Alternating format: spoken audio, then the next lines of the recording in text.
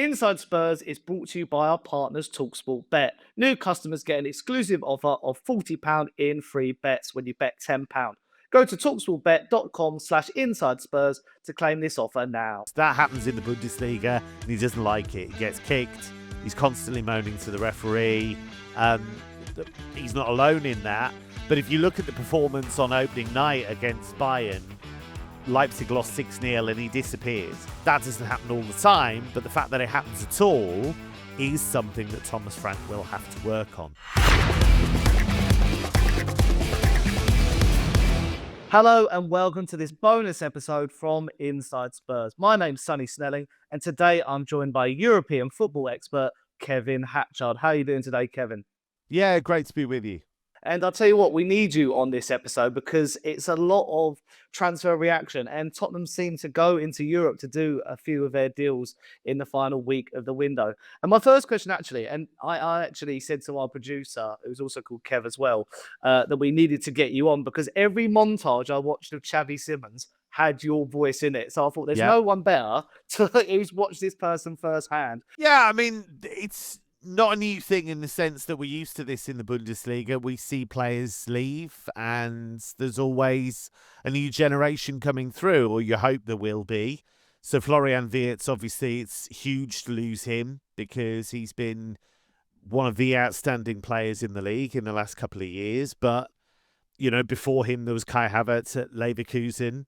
And you look elsewhere, you know, Frankfurt have had some great players that have left. Luka Jovic at one stage we thought was going to be one of the preeminent strikers, but he probably made his move to Real Madrid too early. So we're used to it by now. Gvardiol left Leipzig. We lost Upamecano. We've lost strikers as well. So they are great at unearthing and developing talent, these Bundesliga clubs, and I'm sure we'll have new stars coming through. Yeah, and the fact that your voice is all over these montages, because, you know, 2025 seemed to be the year of the montage and, like, absolutely amazing edits. How did you feel when you were hearing your dulcet tones on some of these compilations? Yeah, I suppose I'm used to it by now. Yeah, it's always fun. It's always thrilling when your stuff gets used in that kind of thing. So, yeah, it's nice to be... It's a great league to be associated with. It's a great league to commentate on. I've been lucky enough to do it for 10 years on Bundesliga alone, on TV now. So yeah, it's always great fun. Yeah, and you mentioned, you know, some Bundesliga players, past and present, have moved in the last few years.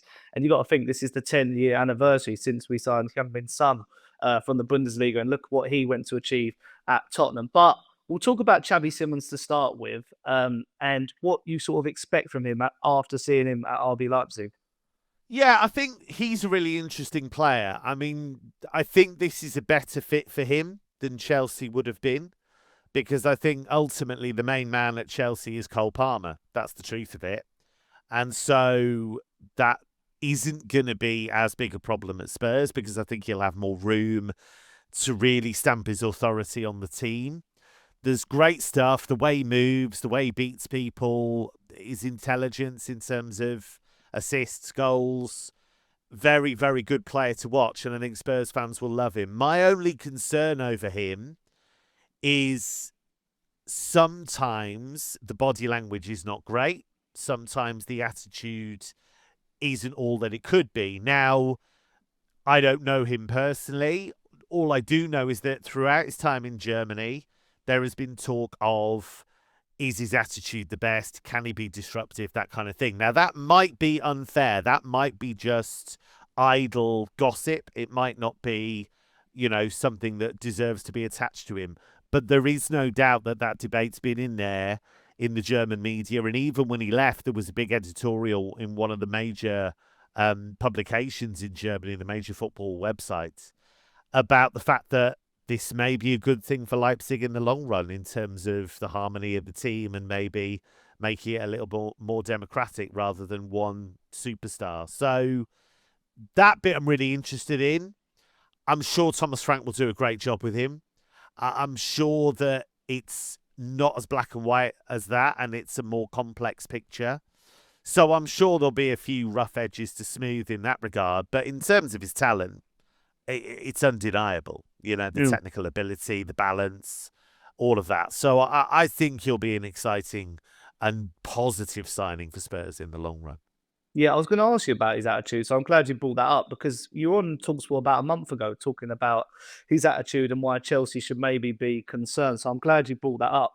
And I guess from a Spurs point of view, after what I've seen is, and I remember Thomas Frank did a interview with Jake Humphries, and he sort of said when he was at Brentford, he had a no D-head policy. I won't say Yes. the words. So maybe Thomas Frank sees it as a player that he can develop, still very young. And also, I read something in another article that said that Thomas Frank apparently, when he was pitching to Chavi Simons, he wasn't showing him how he could work. He was sort of showing the flaws in his game and how he could Yeah. improve on them. So what do you make of that sort of approach from Thomas Frank? Yeah, I think you know, you look at Xavi and you look at where he's been at huge football clubs. So he's seen how the top stars do work and he's seen how they do operate. And some of them are more controversial than others. But I think my only concern about him is how is he going to react to some of the physical punishment that's coming his way? Because that happens in the Bundesliga and he doesn't like it. He gets kicked. He's constantly moaning to the referee. He's not alone in that.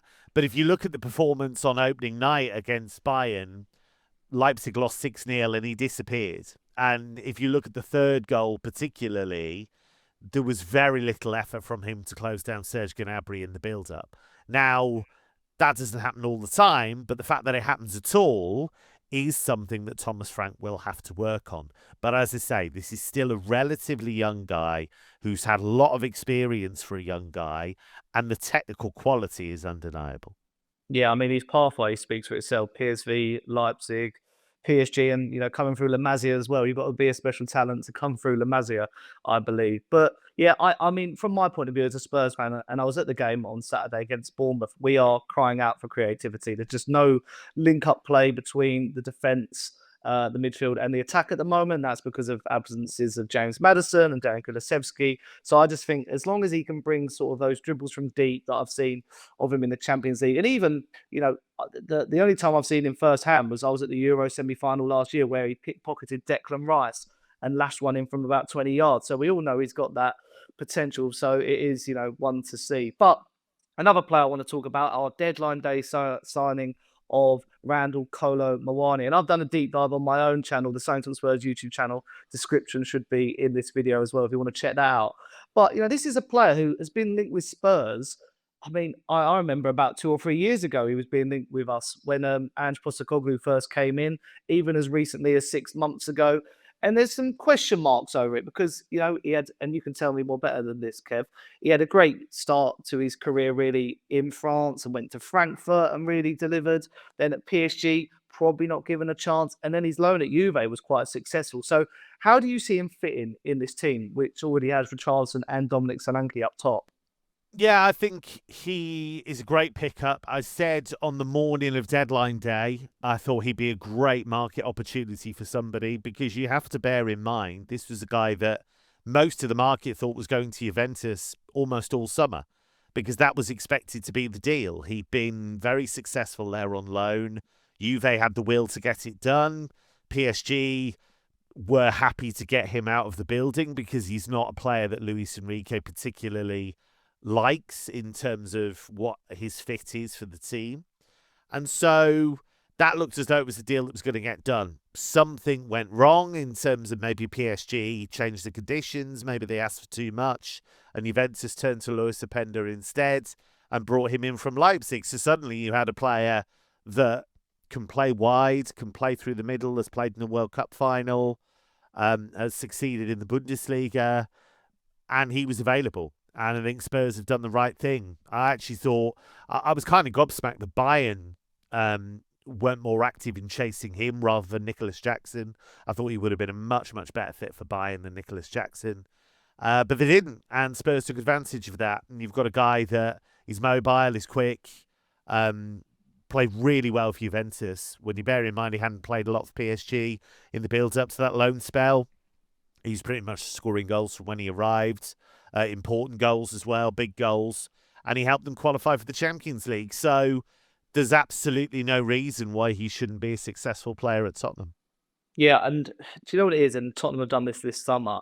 Is they're signing players that we didn't have in that sort of makeup. You know, Randall Kolo Muani, Mohamed Kudus, João Palhinha. You know, lots of players that we didn't have, like a tough six or these sort of mazy dribblers as well. And one more question on this. And Tottenham fans were crying out for a left winger on deadline day, and Randall Kolo Muani was the last signing that we did make. But Chavi Simons and Kolo Muani can both play on that left. Are you confident that, you know, there was names being touted around like Ademola Lookman from Atalanta? Do you think Spurs maybe should have still gone for that sort of player, or do you think they've still got enough? Because obviously they've got Tell and Odebear as well in that position.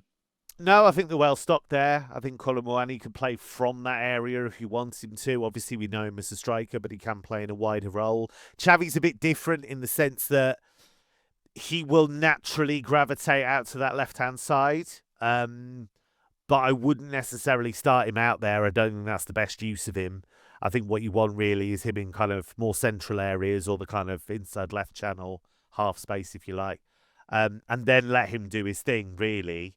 So I think they've got plenty of options on that side. I wouldn't be overly worried. Yeah, I'm quite content with our window. I gave it a 7 out of 10 on my channel. I think we've done quite enough. But moving on from transfers now and looking ahead to the Champions League, Tottenham back in it after a couple of years' absence after winning the Europa League last term as well. And this is a question that I put in myself because I'm really confused about it, Kev. How does the player registration work for the Champions League? Because there's a lot of Spurs fans on social media, I don't know if you've seen it, worrying that certain players might miss out. And there's a debate whether, like, will we pick Tell or Odebear? So how does it work for the campaign? Yeah, so this is to do with you've got to have a certain number of club trained or association trained players. So you've got to have 8 in your squad, of which 4 are supposed to be club trained. And what that means is you've either come through that particular club as a youngster, if you like. I think it's 15 to 21. You've got to have had a 3-year spell in there or in that country's association. Now, Spurs have got a few of those, but they don't have enough of the club-trained ones. And so whereas you'd normally have a 25-man squad, I think they've effectively got 22 because they've only got Brandon Austin, the goalkeeper, who is effectively club-trained. So I think they've got restrictions in that regard. I imagine what they'll do is they'll probably look at players who were injured for most of that period and they won't select them. So James Maddison, I know the final 2 league phase games are in January, but realistically, if Kulusevski's out till December, is it worth putting him in the squad? If Maddison's out for ages, is it worth putting him in the squad? Dragushin is another one they've got to make a decision on because he's going to be out for a while.